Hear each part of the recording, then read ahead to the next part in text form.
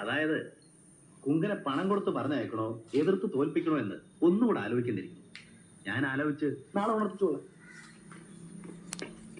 ഇയാളെന്താ പിച്ചും പെയ്യും പോലെ പെയ്യാണ്? കോഴ കൊടുത്തയക്കണം അത്ര. അച്ഛൻ വിഷമിക്കാതിരിക്കും. ഞാൻ ഇപ്പോൾ എല്ലാം ശരിയാക്കി വരുന്നുണ്ട്. തമ്പാനെ കണ്ടു തന്നെ. വരണം, ഞാൻ കാത്തിരിക്കുകയായിരുന്നു. അപ്പോ എന്താണ് തീരുമാനം? എന്താണെങ്കിലും ഞാൻ തയ്യാറാക്കിയിട്ടുണ്ട്. പണമോ പടയോ എത്ര വേണമെന്ന് പറയുകയേ വേണ്ടൂ. ഒട്ടും തന്നെ അമാന്തിച്ചുകൂടാ ചെന്നു. കാര്യങ്ങൾ ഉടനെ ചെയ്യേണ്ടിയിരിക്കുന്നു. പക്ഷേ കമ്മാരൻ അങ്ങൊന്നും തീർത്ത് പറഞ്ഞില്ലെന്നാണല്ലോ കമ്മാരൻ അറിയിച്ചത്. തീർത്തു പറഞ്ഞില്ലെന്നോ? എനിക്ക് മനസ്സിലാവുന്നില്ലല്ലോ. എന്ത് സഹായം എപ്പോൾ വേണമെങ്കിലും ചെയ്തു കൊടുക്കാമെന്നാണല്ലോ ഞാൻ പടത്തലവനുമായി പറഞ്ഞുറപ്പിച്ചിരുന്നത്.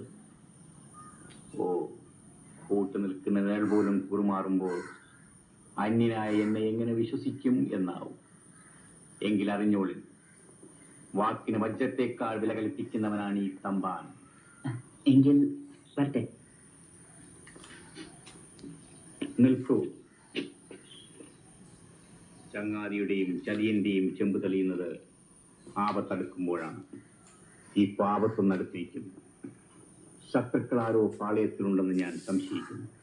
സൂക്ഷിക്കണം.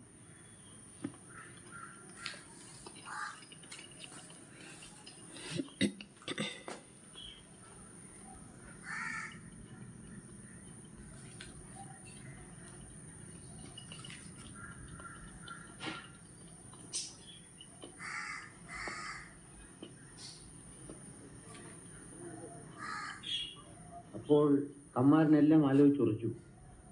നാം കുടുമലക്കൂട്ടത്തെ പടനയിച്ച് എതിർത്തതിന് അല്ല, കൊടുമലക്കൂട്ടത്തെ പടനയിച്ച് തോൽപ്പിക്കാനുള്ള ശക്തി നമുക്കിപ്പോ ഇല്ല തമ്പുരാൻ. അതുകൊണ്ട് അനുനയപൂർവ്വം അവരെ നേരിടുന്നതാണ് ബുദ്ധി. അതിന് അവരാവശ്യപ്പെടുന്ന പിൻപണം നൽകി തന്ത്രപൂർവ്വം അവരെ നേരിടുകയാണ് ഉചിതം.